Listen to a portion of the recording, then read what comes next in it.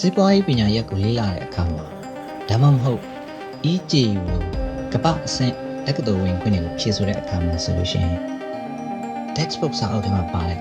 အခန်းပေါင်းတွေကိုအခန်း1ကနေ10အထိကိုတိကျစီအလွတ်ကျမှတ်နေတယ်ဆိုလို့ရှိရင်တော့မာယွန်နယ်စနစ်တစ်ခုဖြစ်ပါတယ်။တကယ်တော့ကမ္ဘာကြီးမှာစီးပွားရေးပြဿနာတွေတိကျစီရပ်တည်နေပဲနဲ့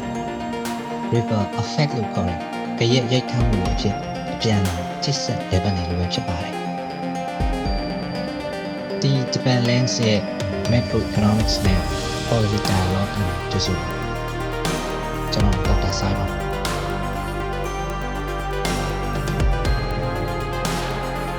ဒီကနေ့ episode ရဲ့ introduction part မှာအခန်း1ကိုစတင်ခဲ့ EJU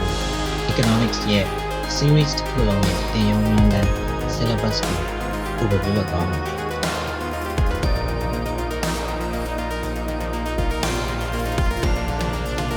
EJU ကိုစနစ်တကျချိတ်ဆက်တွေးခေါ်နိုင်လို့ဆိုလို့ရှိရင်တော့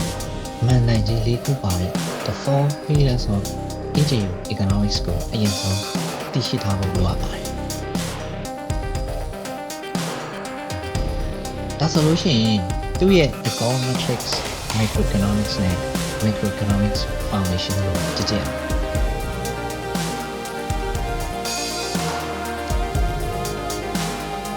ကျဆိုရဲ့ EJU ရဲ့မူရင်းပြဋ္ဌာန်းချက်အရဆိုလို့ရှိရင် economics မှာအခန်း7ကပါရှိပါတယ်။ပထမဆုံးမှန်တိုင်းဖြစ်တဲ့အခန်း1ကနေ3အဖြစ်ဟာ microeconomics အပိုင်းဖြစ်ပါတယ်။ microeconomics ဆိုတာ corporation တွေရဲ့ဘက်ကို secret ရန်တရားဆိုတဲ့ market mechanism နဲ့ရောင်းလိုအားဝယ်လိုအားတွေကိုအခြေခံပုံမြင်တစ်ခုအနေနဲ့လေ့လာတဲ့အပိုင်းဖြစ်ပါတယ်။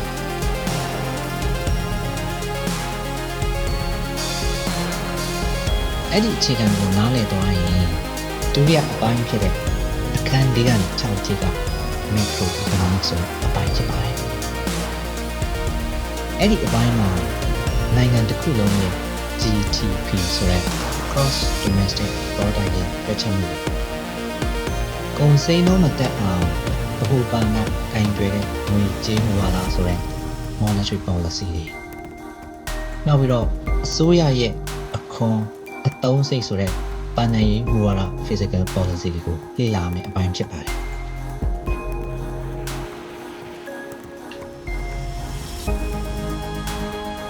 ဒါဆိုလို့ရှိရင်စောတုန်းကပြောခဲ့တဲ့အပိုင်းနှစ်ပိုင်းဖြစ်တဲ့ micro နဲ့ macroeconomics ကိုသိရှိနားလည်သွားပြီဆိုလို့ရှိရင်တော့တတိယမှန်နိုင်ဖြစ်တဲ့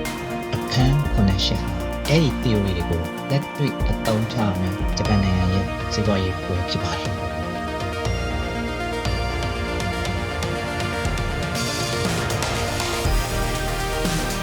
ဒီပိုင်းကိုကြည့်မယ်ဆိုလို့ရှိရင်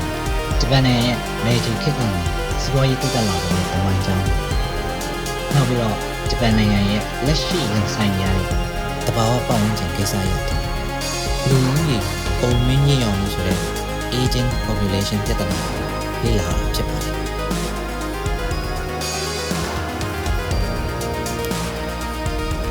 နောက်ဆုံးစတုဒ္ဒမှန်နိုင်ဖြစ်တဲ့အခန်း9နဲ့10ကတော့နိုင်ငံတကာစီးပွားရေးဆိုတဲ့ international economics အပိုင်းဖြစ်ပါတယ်ဒီဘိုင်းမှာပါလဲဆိုတော့ international trade ဆိုတဲ့နိုင်ငံတကာကုန်သွယ်ရေးငွေလဲလှယ်နှုန်းဆိုတဲ့ foreign exchange rate တွေနဲ့နိုင်ငံခြားငွေပေးငွေယူရှင်းတန်းဆိုတဲ့ balance of payments တွေကိုလေ့လာရမယ် global အပိုင်းဖြစ်ပါတယ်အဲ့ဒါဆိုလို့ရှိရင်စောတုန်းကပြောတဲ့မန်တိုင်း၄ရပ်ပါတဲ့ EJU economics ကိုသိပြီဆိုလို့ရှိရင်လုံလောက်ဘူးအဲ့ဒီ၄ခုကိုသိရှိရုံနဲ့မလုံလောက်ပါဘူး။ဘာဖြစ်လို့လဲဆိုတော့ EJU ရဲ့အခက်ဆုံးမေးခွန်းတွေကအဲ့ဒီမန်တိုင်းကို cross disciplinary လို့မျိုးပြရဖြစ်ပါတယ်။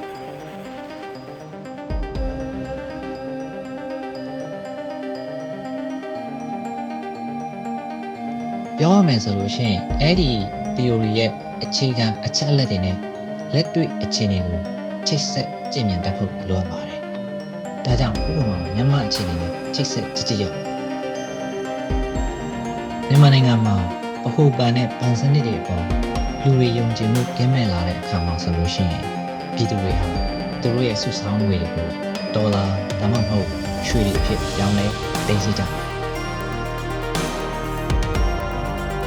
အကျိုးဆက်ကတော့စိတ်ကွက်ထမ်းမှာဒေါ်လာတွေပြောင်းကွယ်သွားပြီးတော့မောင်ကိုစိတ်ကွက်ရန်ကြီးထွားလာပါတယ်။အဲ့ဒီအနေနဲ့တစ်ဆင့်ကုန်စည်နှုန်းတွေအဆမတန်မြင့်တက်လာတော့ပြည်သူတွေတတိယလုံးဆင်းရဲတွင်နဲ့တုံးပုတ်လိုက်တဲ့ငွေကြေးဖောင်းပွားမှုဆိုတဲ့ပြဿနာကိုဥစ္စာတော်မှာဖြစ်ပါတယ်။ဒါဆိုလို့ရှိရင်ခုနပြောတဲ့အကျိုးဆက်တွေကိုစနစ်တကျမြန်ကြည့်တတ်ဖို့လိုပါတယ်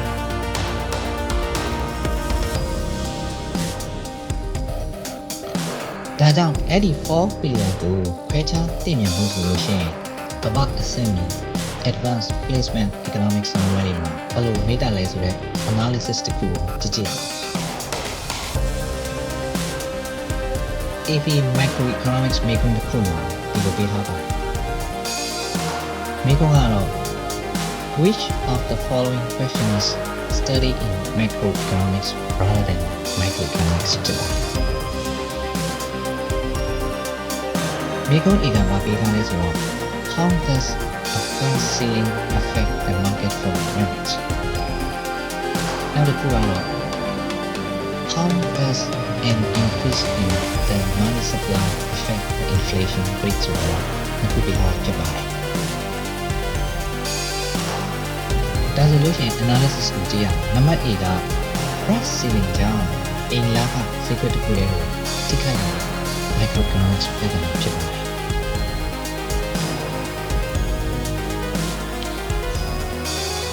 နံပါတ် B ကတော့ဗဟိုဘဏ်ရဲ့ money supply ကိုတိုးလိုက်တဲ့အတွက်ကြောင့်တနိုင်ငံလုံးရဲ့ငွေကြေးဖောင်းပွားမှုဆိုတဲ့ inflation rate အဖြစ်ပြောင်းလဲသွားတဲ့အတွက်ကြောင့် macroeconomics ရဲ့ issue ဖြစ်ပါတယ်။ဒါဆိုလို့ရှိရင်အဖြေမှန်ကဘယ်ဟာဖြစ်မလဲဆိုတော့အဖြေမှန်က B ဖြစ်ပါတယ်။အားကြောင့်စောစောပြောခဲ့တဲ့ micro လား macro လားဆိုတဲ့ issue တွေကိုကြည့်မြင်တတ်ဖို့လိုပါတယ်။ဒီကုန်းချုပ်နေတဲ့ AJU economics ဟာတီးခြားစီရပ်တည်နေတဲ့အခန်းစိတ်ခန်းမဟုတ်ပါဘူး။သူတို့ကအပြန်အလှန်ချိတ်ဆက်ထားတဲ့ network ကြီးတစ်ခုလိုပါပဲ။ဒါကြောင့်သူ့ interdisciplinary လို့ခေါ်ပါတယ်။ဒါကြောင့်ဒီကနေ့ရှင်းပြခဲ့တဲ့ syllabus blueprint PDF ကို description box မှာ comment download ဆွဲဝင်ပါတယ်။နောက်ဗီဒီယိုမှာဖြစ်တဲ့အခန်းတရဲ့အရင်းရှင်စနစ်ရဲ့ theory တွေကိုစတင်ပြီးတော့သိလာတော့